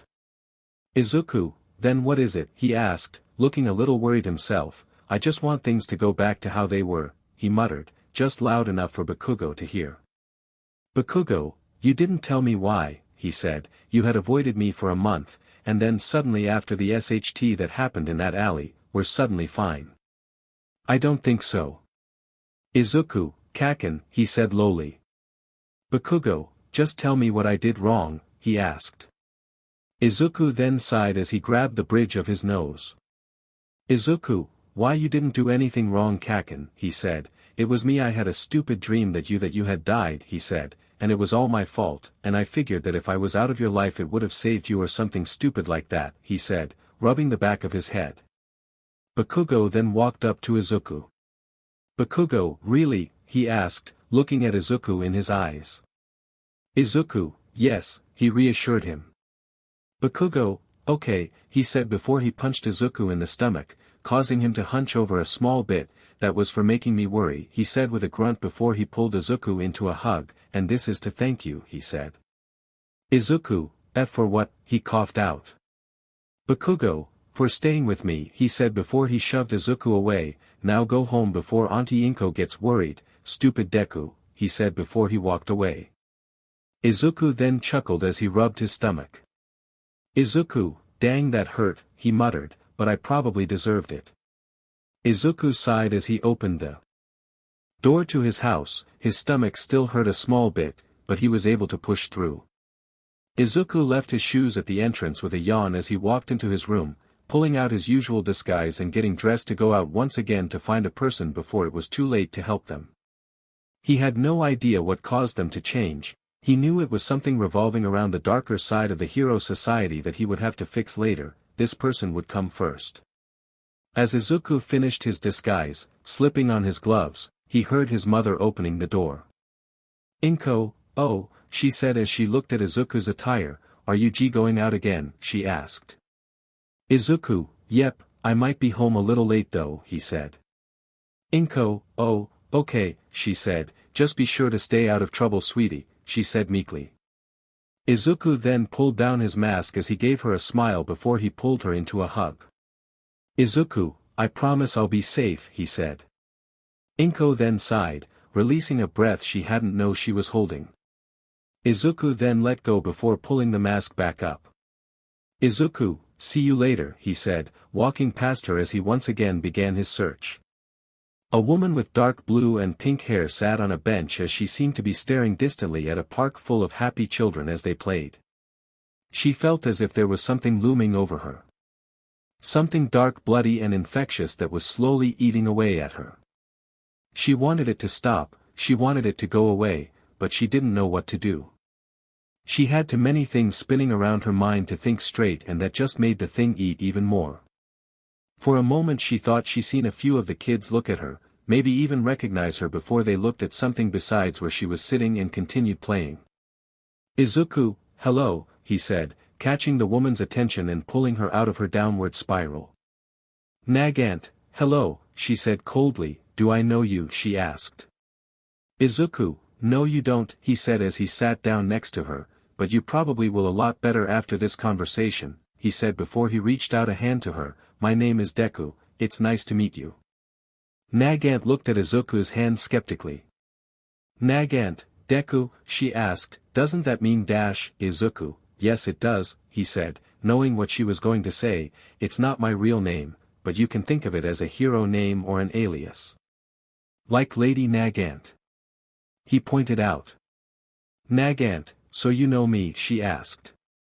Izuku, not as much as I would want to. He said, I want to be your friend Mrs. Nagant, he said. Nagant, I don't think you would want to, she asked. I also wouldn't want to be the friend of someone who just wanted to be known as the one who banged a hero, she scolded. Izuku, I'm a little too young for that, only 15, he said pointing to himself. Nagant, oh, sorry, she said, a little embarrassed. Izuku, I'll accept your apology, if you become my friend, he said, putting out his hand again. Nagant looked down at his hand skeptically again before sighing and shaking it. Nagant, my name is Kana Tsutsumi, she said. Izuku, it's nice to meet you Tsutsumi, he said. Nagant, call me Kana, she said, giving Izuku a smile. Izuku, okay then, Kana. Strangely she began feeling a little better. It was nice having a friend that she could at least talk to, and not her supervisor that only told her to focus on the missions she was sent out on.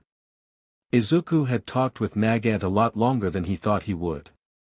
She seemed different compared to when he first met her before. Then she was a lot darker and suicidal. Izuku decided to not dwell on it too long. He wouldn't be able to go get started on his other plan now, but it was important that he got to Nagant before she spiraled down any further. He even got her to give him her number, so now he doesn't need to go searching for her when he wanted to talk. Finding her once was a slide of good luck. Izuku yawned as he opened the door to his house, leaving his shoes at the entrance and walking to the kitchen, before stopping as he saw his mother sleeping on the couch with the news channel on. He then sighed before he activated Black WHP and moving it under her as he walked to the kitchen, grabbing a bento that Inko made for him and pulled it out of the fridge before he walked past Inko, carrying her behind him in Black WHP as he went into her room. He then moved aside her blanket and laid her in the bed before pulling the blanket over her. He then walked back to the living room, putting the empty dish away before returning to his room and going to sleep himself. Izuku woke up as the smell of breakfast invaded his nose. He then took a deep breath as he rubbed the sleep out of his eyes and got out of bed. Grabbing another pair of LTX gloves, and then his usual cap and mask. Izuku soon walked into the dining room, sitting at the table before yawning. Izuku, good morning, Mom, he said. Inko, gee good morning Izuku, she said as she plated his food. How was your walk yesterday? Izuku, it was nice, he said as he smiled at Inko, her placing his plate in front of him before she brought her plate to her side. But you know you didn't have to wait for me, right? He asked. Inko, I know, it's just that I get worried sometimes and I can't really stop myself, she said, chuckling some as she played with a lock of her hair, a habit that Izuku had noticed that she displayed when she was nervous. Izuku, I'm going out again today, he said as he gathered some food onto his fork. I'll try to come home earlier, but I'll call if I'm going to be late, he assured her. Inko, okay sweetie, she said, giving Izuku another smile that left a negative feeling in Izuku again. Izuku then sighed as he continued eating his food. Izuku leaned over a wooden fence, looking out at the tops of trees as he remembered his days in the training camp. It was right there where his class was sent down the mountainside to run to the adjacent mountainside, where the training camp was. But right now, he wasn't there for training. Izuku then got on top of the fence before he looked out at the mountainside for another cliff with a mountain. Just barely being able to spot it, Izuku activated A to the lowest he could muster and jumped, the pressure breaking the fence as he flew forward. Soon he arrived at the cliff, using float to stop in midair before landing. He admired the area around him, fond and less fond memories flooding his mind. Izuku looked at the cave as he ran his fingers alongside the insides. Now that he thought about it, he never really went inside the cave. He never got the chance before. Suddenly Izuku heard the sound of stomping coming up the cliff side. He then sighed as he turned around. Izuku, maybe now's a bad time. He thought, but before he could leave or even think deeper on the matter, Koda was already up the hill, muttering some incoherent things about stupid heroes. Izuku, hey, he said, still causing Koda to jump back in shock, and trip over a rock, before almost going into a free fall off the cliff, but before he did Izuku quickly caught him and pulled him back up. Izuku, you, okay, he asked, looking at Koda as he panted, obviously feeling terrified not even a moment ago. Koda, why breathe you've scared me, he cursed. Izuku, hey, watch your mouth. Izuku said, flicking Koda's head. Koda, shut up, he yelled, his face becoming red with anger. Izuku, alright. Izuku said, putting his hands up dismissively, I just wanted to make sure you didn't start cussing like a sailor, he admitted. Koda, how did you even get here, he asked. Izuku, I flew, he said plainly. Koda, oh, he said, but why are you here, he yelled pointing at Izuku. Izuku, to train my quirk. He said hopping up into the air and staying suspended, I can't fly very well, so I thought that a place with a wide open area would be perfect, he said before abruptly landing on the ground, and to try to fly for longer. I'm trying to become a hero, he said, smiling. Koda then clicked his tongue. Koda, I should have known you were another one of them, he seethed, getting into improving your quirk. It's gross. All heroes ever do is show off their power and get themselves killed trying to kill the villains. Everyone is just trying to kill each other with their corny powers to prove who's the strongest, he seethed. Izuku, you're right, he said. Koda, of course you'd, what, he said, taken aback. Izuku, you're right in the fact that some people like to show off their power and sometimes even kill other people to show how strong they are, but you're wrong in saying that it's everyone, he pointed out, if you have eyes, you can see it, it's defiantly there. Hiding behind the seams as a false veil of peace flows around, weaving through the minds of the people, but what about the people who are actually trying, he asked. Koda, I don't, he tried saying. Izuku, and that's fine, he said, because I do. He said, kneeling in front of Koda, the people trying are the real heroes. The ones that you don't always see on TV, the ones that don't care for the public eye, the ones that save because there are real villains out there that want to hurt people for their own selfish reasons. He said, but then there's the villains, he said. You see, not everyone that is labeled as a villain is a villain. Some people need steel to help their family, some cause a ruckus because their life is going down the drain and they don't know what else to do, and some even kill because they're forced to. Koda, really, he said, feeling a little overwhelmed. Izuku, yes. There are people who are forced to kill others to make sure their families, friends or whoever stay safe, alive, and unharmed, he said, but you need to know who's a villain, and who is a person who's down on their luck. You also need to know the difference between a real hero and someone who's just in it for the money and fame, he said. Koda, how do, he tried saying. Izuku, well, Izuku said with a grunt as he stood, it can be rather easy to find out if someone is a real villain or not, sometime they may yell out their problems as they destroy something, but it can also be rather hard.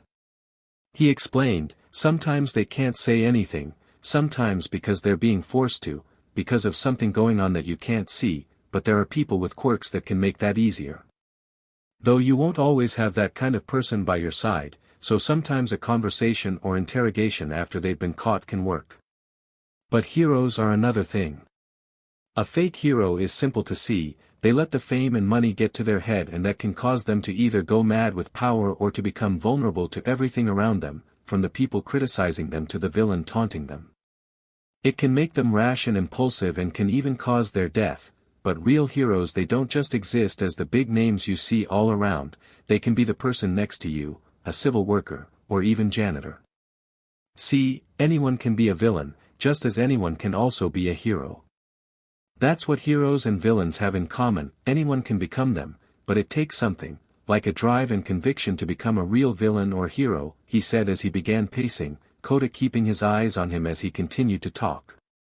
But the difference between the two is that when a person becomes a villain, they're pulled down to their lowest and are forced to mold into that shape, and it takes them over and makes them make decisions that they wouldn't originally make. At times making them demented or delusional, but when a person becomes a true hero, they're pulled up to their highest and can mold themselves to how they want and save or help how they like. Take the PP Cats for example. They're rescue heroes, which any hero can be, but that's just what they specialize in. But the point is, they decided to become a team and rescue people, kind of like clean up after a villain attack or even during one. It's what they wanted to do, but they were able to decide that themselves. Understand? He said as he stopped, turning to Koda, the young child seeming to somehow have a midlife crisis at the age 5 as he tried to understand what Izuku had been saying. Izuku then gained a look of shock as he realized that he wasn't talking to the Koda he knew before, who was now just a 5-year-old child. Izuku, oh. Don't worry about what I said, he said, rubbing the back of his head. I just got a little too in-depth with that explanation, sorry. Koda continued to look at the ground before he looked up at Izuku. Koda, I have a few questions, he said, surprising Izuku some. Izuku, go ahead, he said, sitting down in front of Koda. For a long while Izuku and Koda talked about the concept of heroes and villain, Izuku being sure as to not overwhelm him with information and his view of everything like he had done before. He was used to getting in the habit of having long conversations with the older Koda when something came up that caused him to question his morals. After some time, Izuku saw that the sun was setting and decided to go before the PP Cats came, giving Koda his number in case he wanted to talk again before he came back for training. If you have ever done this, props, because overwhelming a person with information can be pretty fun if you do it right. Izuku sighed as he pulled out his phone and called Inko. Izuku, hey mom, he said, I'm going to be late today, so please go to sleep. I promise I'll be back, he urged. Inko, okay, sweetie, she said, not convincing Izuku, just please come home safe, she pleaded. Izuku, I will, I promise, he said before he hung up. Izuku looked at the door in front of him with a single thought in mind. Izuku, I wonder what drink I should get. He thought as he opened the door. -1 month later, Izuku groaned as he leaned back on the steps of Takoba Municipal Beach Park. Though the beach was still a mess, most of the big stuff was already gone. It was just that there was a lot of small stuff. Small stuff about the size of a fridge or a tire. Izuku then sighed as he pulled himself up and looked at the setting sun. Izuku, at least the tall piles are gone. He thought, trying to think on the bright side of things.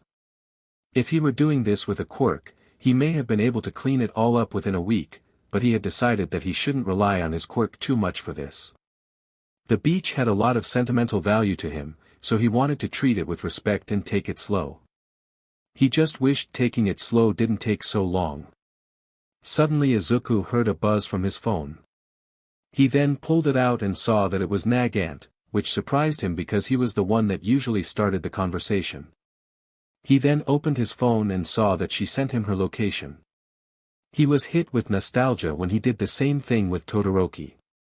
Izuku, why would she? Suddenly the world felt as if it slowed as Izuku dumped as much of as he could into the vessel, the ground around him warping as energy formed around his face, creating a sort of mask that resembled Kurogiri almost. He then looked in the direction of Nagant before he jumped.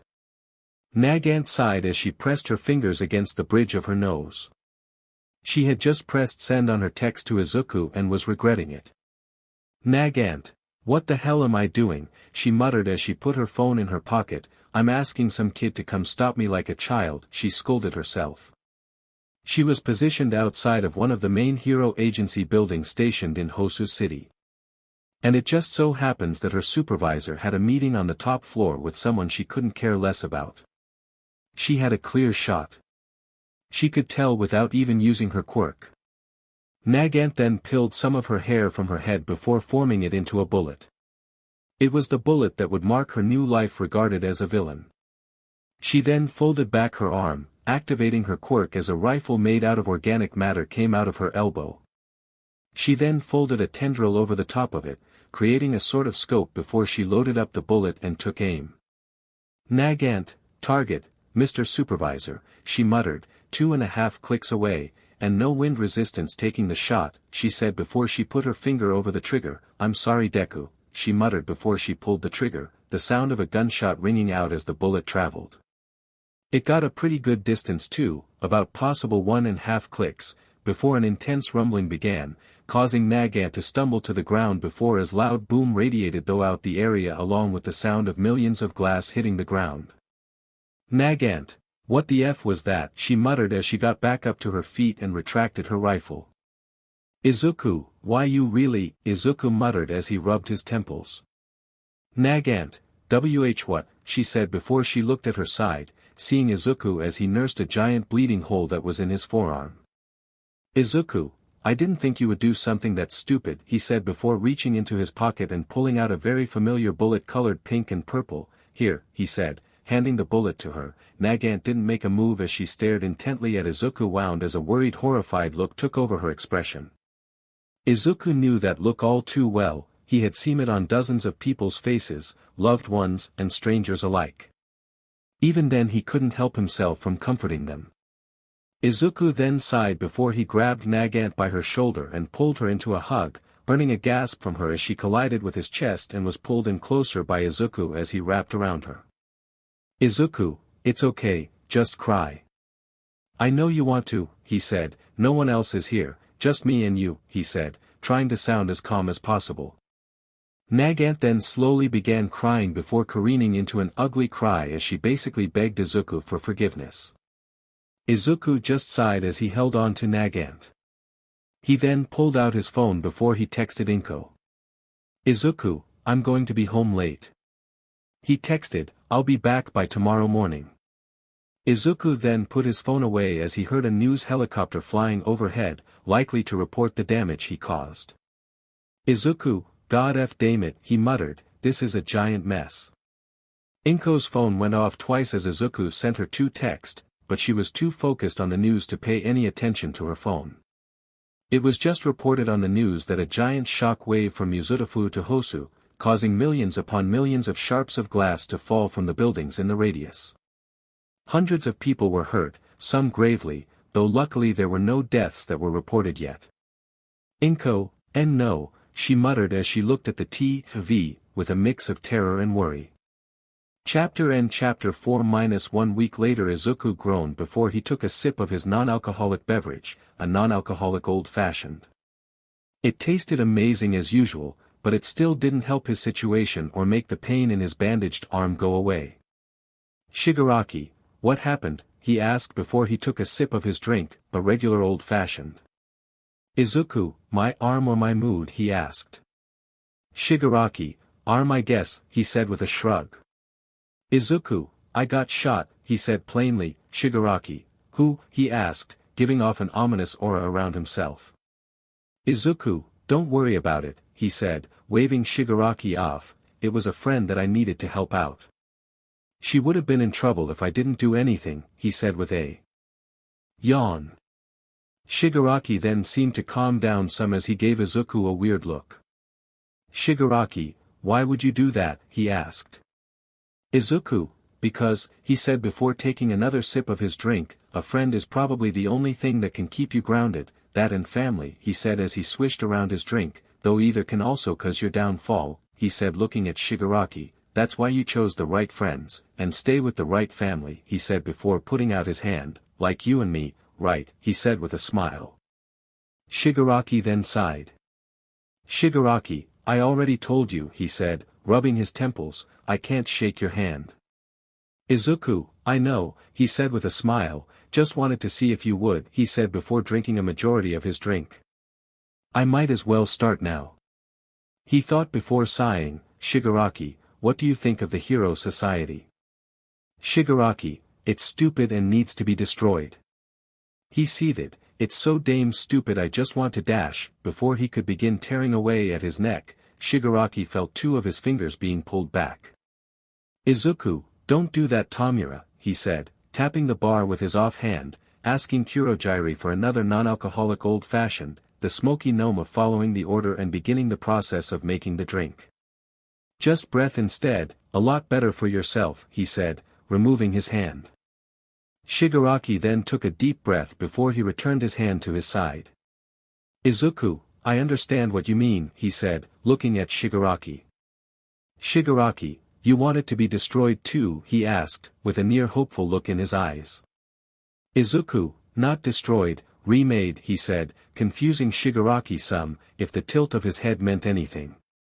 You're right about how the Hero Society is stupid and should probably take down, I know that for a fact it's affected a lot more people than you think, heroes included, he said, remembering Nagant and how she was before, but saying that it outright needs to be destroyed is wrong. There are some things that they do that keep the world afloat, we just need to fix the parts that are making this veil of peace a bit more like an actual era of peace, he said. Shigaraki looked down at the bar, trying to think about what Izuku said, getting a little frustrated before moving to scratch his neck, stopping again and remembering what Izuku said. He then took a deep breath before he looked at Kurogiri. Shigaraki, get me a beer, he said, Kurogiri following his order and giving him an open bottle before the hand-covered villain took and stood up from his seat. I'm going to bed, he said, going through a door behind the bar. Izuku, think I struck a nerve, he asked jokingly. Kurogiri, I have no comment, he said as he cleaned a glass, causing Izuku to chuckle. Izuku sighed as he laid in his room. It was finally getting closer to the beginning of high school, aka the beginning of a lot of his problems in his past life. He still needed to save Eri, but the only time he actually knew where she was during his provisional hero license exam with Night Eye, so he would have to wait until a couple of months later to go find her. Izuku, I should tell Bakugo I have a quirk, he muttered, turning on his phone, he'll probably throw a fit if I didn't, he said with a small chuckle. Izuku raked the sand for what felt like the 1000th time. Every time it felt like he pulled out more and more small bits of trash, glass, and hundreds of other things. At least he found a good amount of money he was going to use to pay off his tab at the villain bar. Bakugo, Deku, he yelled for the steps of the beach. Izuku then sighed as he stopped raking.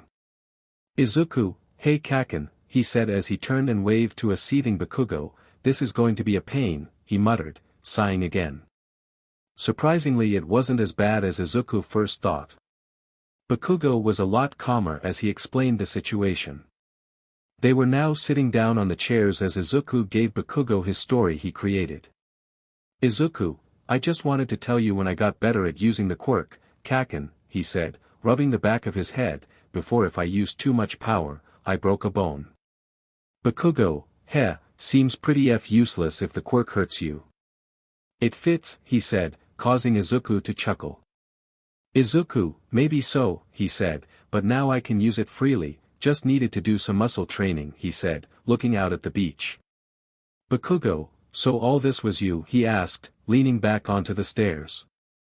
Izuku, yep, it was very hard, he said, leaning back as well, took almost a year, he said with a sigh. Bakugo, of course you would, he chuckled. Izuku, a hero is more than dash, he started. Bakugo, more than a face on a screen, I know, you've said that 1000 times, he scolded. Izuku, sorry, force of habit, he said, giving Bakugo a smile. Izuku walked around the abandoned city that was home to the bar he loved so much. Sadly, he hadn't had any run-ins with any villains yet, well not the right ones at least. The occasional mugger did come by every now and again, but they weren't among the crowd that Izuku was looking for. Suddenly, Izuku heard screaming along with a flash of blue light. "Izuku, that's one," he said with a sigh as he quickly tried to make his way over, at least before the person died. Dabi flicked his hand before the person in front of him was covered in blue flame, not surviving very long as he fell to the ground after screaming for a few moments. Dabi looked down at the burnt body, it smelled horrid, and the skin had turned black. Though it didn't bother him, not at all. Suddenly he heard the sound of footsteps quickly approaching from behind him, causing him to reach with a swift swing of his arm before the area behind him became engulfed in flames.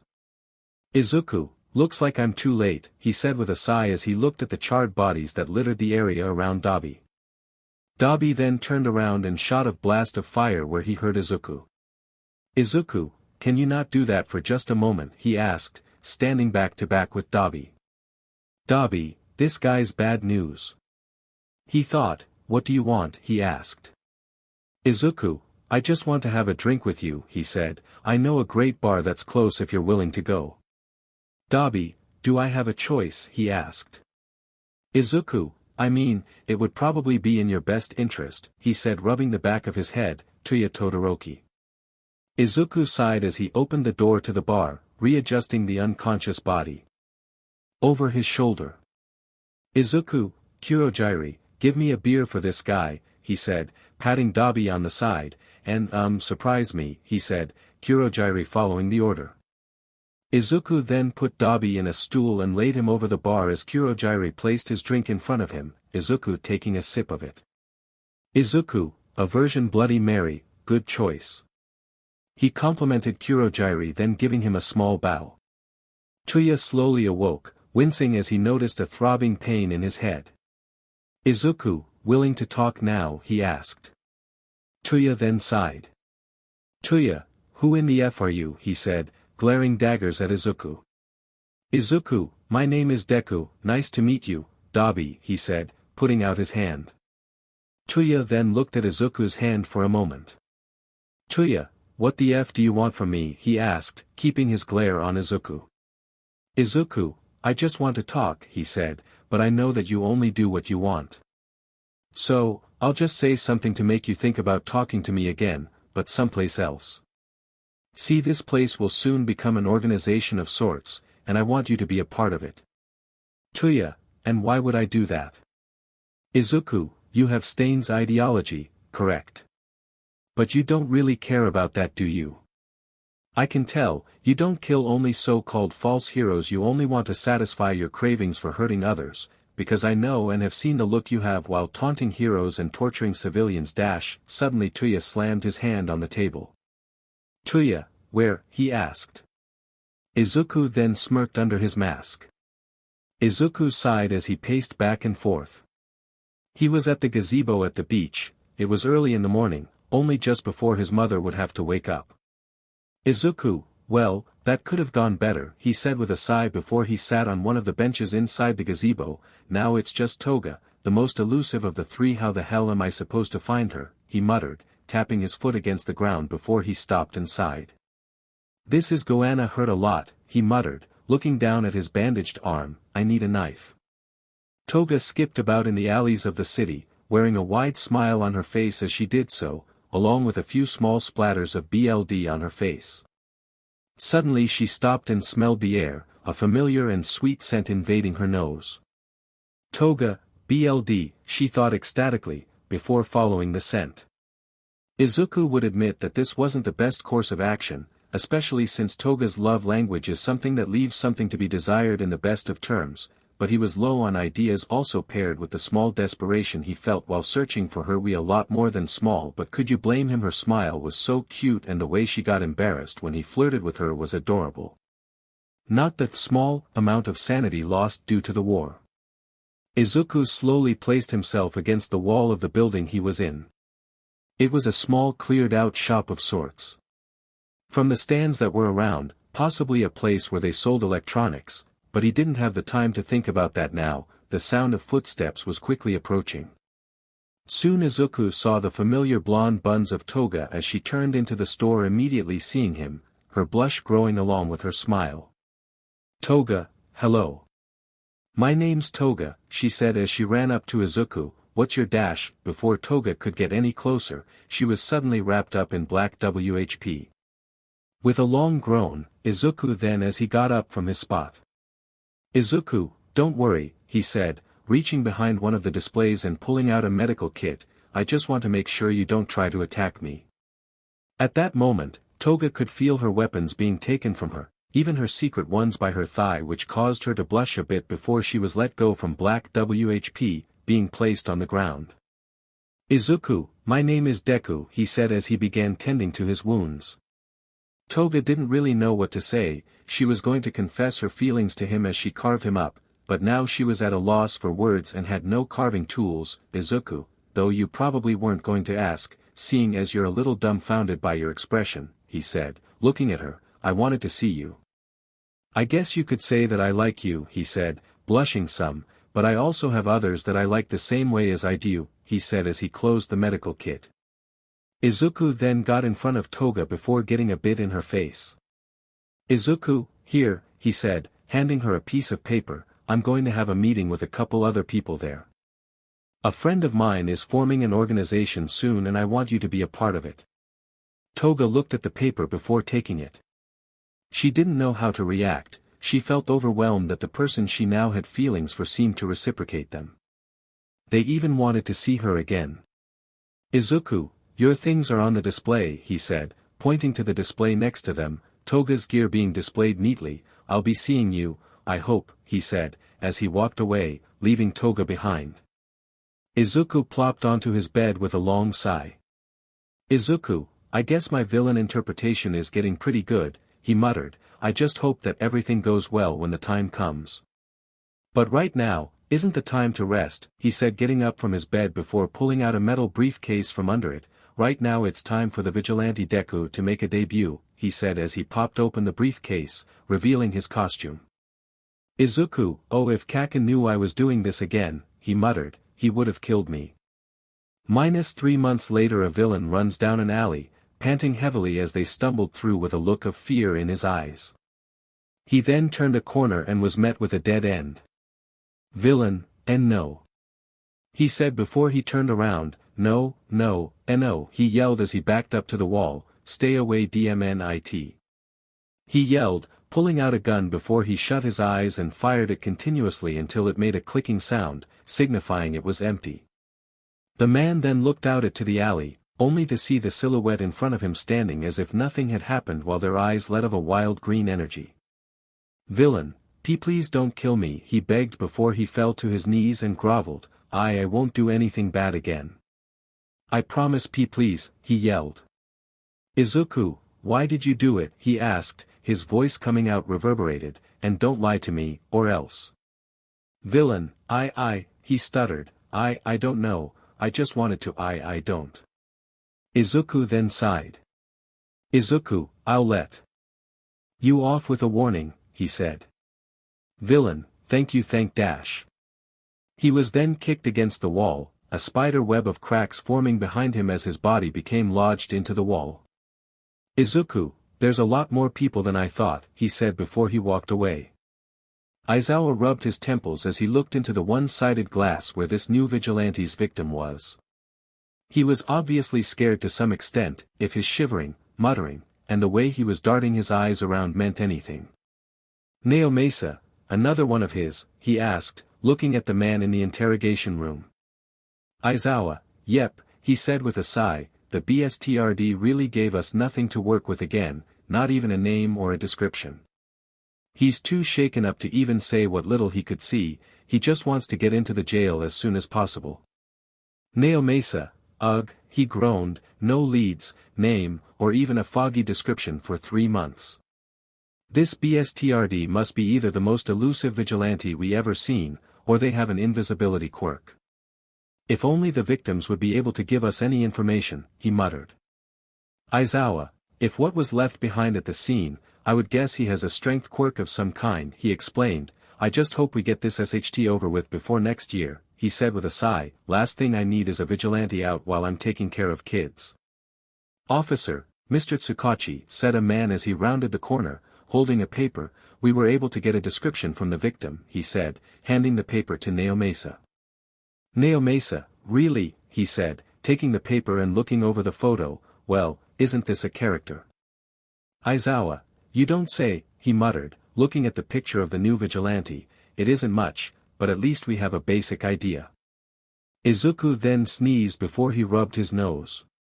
Quickly returning to his new schematic that he had been working on all night. This one was special, just like the others, but he needed a couple of things for the gadget to work. Like kerosene. Izuku then sighed as he finished up the schematic, putting it away in his backpack for when he would go out to see Mei again, but right now he was dead tired. He didn't think there would have been as many villains as there were this night. He also had a meeting scheduled near the bar early in the morning, so he would need his rest. Izuku then got out of his seat with a yawn as he stretched. He then stumbled over to his bed, flopping down on it and falling asleep. Izuku sat on the edge of a building as he looked at the rising sun. The wind was cool and gave a refreshing feeling. Tuya, so why the hell are we up here? He asked, looking at Izuku. Izuku, to have a meeting, he said plainly. Tuya, right. He said, deadpanning. And why is this love-struck psycho here? He said, looking at Toga, who was standing beside him. Toga, hey. Izuku, because you both are going to be following my plan, he said, smiling. I won't force you to join me, but just know that I have my way in making your life a lot worse than it is, he said, looking at Tuya, who clicked his tongue, but I promise you that you'll want to take my proposition. Tuya, what are you, a businessman? He mocked. Izuku, no I'm not, but even you wouldn't want to miss this chance, he smiled. Obviously I know you two are basically textbook examples of villains. You're an arsonist with daddy issues and you're a cute deranged vampire, he said, pointing to the respective problem children. Toga, you called me cute, she said, blushing. Tuya then sighed. Tuya, your point, he asked. Izuku, well, I'll cut straight to the chase. I want to destroy and recreate the hero society. He explained, as I'm sure you may know, the hero society is corrupt and is only creating a false veil of peace that will only last so long before the right villain with the wrong intentions begins tearing that veil down. Tuya, so what? You want us to become heroes or something? He asked, cocking his head to the side. Izuku, of course not. He said, if you wanted to be technical, I would also be considered a villain as well. Breaking and entering on multiple occasions, vigilantism, and a lot of other things I don't want to get into right now. He explained, and collaboration with villains, he said, pointing to Tuya and Toga. Toga, I don't know, she said, putting a finger to her chin. What are we doing exactly? Like, are we going to be killing heroes or what? She asked. Izuku, no killing, he said. Killing will only dampen the effort I'm putting into this, also making it a pain in the butt, but if you try to he suddenly disappeared from view. I'll do everything within my power to stop you. Toga then swung around to see Izuku standing behind her. Toga, how? Tuya then sighed before he slowly turned to face Izuku. Tuya, you're basically not giving us a choice, he said plainly as he turned to face Izuku. Izuku, of course I am, there's just a few consequences though, but I am willing to allow you two on one occasion, he said. Tuya, and what's that? He asked. Izuku, the organization my friend is making is a villain organization. If he or his boss orders you to kill someone, I'm afraid I don't hold much power against that man to tell him not to at the moment, but if you can please don't kill anyone, he said cheerily. I mean, I'll give you a list of people not to kill. Tuya, are these people special to you or something? He said, putting his head to the side. Izuku, very, he said, turning to Dabi, both of you are as well. Toga, thank you, she said, hugging Izuku. Tuya then clicked his tongue. Tuya, I don't give a SHT, he seethed. Izuku, and you don't have to. He said, no matter what you do, your life will always be protected, he said, patting Toga on her head. Tuya then looked at Izuku skeptically. Tuya, what does that mean? He said, glaring at Izuku. Izuku, Don't worry about it, he said, just know that sometime after Hosa gets attacked, a man will come to you and lead you to the bar. Though I don't know this man, the person known by the boss of the organization. I hope you two will follow my rules and maybe your lives will improve a lot more. Now if you'll excuse me, I have something I need to take care of, he said as he suddenly vanished. Izuku sat on the steps of Toga Municipal Beach, looking out into the sea as the moon rose higher in the sky. He wasn't wearing his costume, just sitting and watching as the waves crashed against the shore. Izuku, it's about time, he muttered, looks like the school year is going to begin soon. I hope that I'll be able to make it without causing any more problems than I already did, he said with a chuckle. I should also stop with the vigilante shtick for a now. Let Aizawa get some sleep, he said as he stood up and stretched for a moment. Seems like I can rest for a little bit, he said, walking back up the steps before stopping for a moment. I wonder how Eri's doing, he muttered. I hope you're not hurting too much, he said before he continued walking. Suddenly the world around Izuku began to fade to black. Izuku, what the dash, he said as he looked around, the darkness soon covering the world around him, reducing it to a dark void. Who's there? He yelled, noticing the change in his voice. He sounded like his older self, a bit of bass in his voice. How dash, Bakugo, why did you leave me? Asked a raspy voice that resembled the originals. Izuku, what, he said, turning around, seeing a mangled version of Bakugo. His arms seemed to have been blown off and chunks of his flesh were missing. Eri, why didn't you save me? She asked as Izuku turned to her, her body impaled to the ground. Koda, you're not a hero, Izuku heard, turning to see Koda standing behind him with a metal spike through his head. You're a villain. Everyone died because of you. Izuku, no, I tried to help Dash. He tried to speak but only felt the words refusing to come out. All Might, I'm disappointed, Izuku. Izuku heard. May, you left me to die. Izuku head again. Ida, I trusted you with my life and you betrayed me, he yelled. Mina, Kirishima died in my arms. She yelled, my own husband, she sobbed. Izuku, wait, he begged, I didn't mean to. Izuku, she said quietly, Izuku slowly turning to see his mother as her body lay strung up on a wall. Her insides held up around her as if on display as a cold look remained in her eyes. Why Izuku? She asked. Izuku looked up in horror. Why didn't you save us? She asked before Izuku felt multiple hands grab his legs. Izuku, what is no? He muttered as he looked down seeing everyone. Mineta, Koda, Eri, Kendo, Monoma, everyone he ever held close and lost everyone, looking at him with scorn and hatred as they yelled at him. Cursing him, degrading him, calling him a demon until he couldn't take it anymore and screamed. Izuku, he screamed, loudly as he thrashed against his bed sheets, soaked in cold sweat before he fully woke up and saw that he was in his bed. Izuku, are you okay? She yelled, busting into the room, panting. Izuku didn't say anything as he slowly got out of bed, looking at his mother as if she had been gone for years as he slowly made his way to her.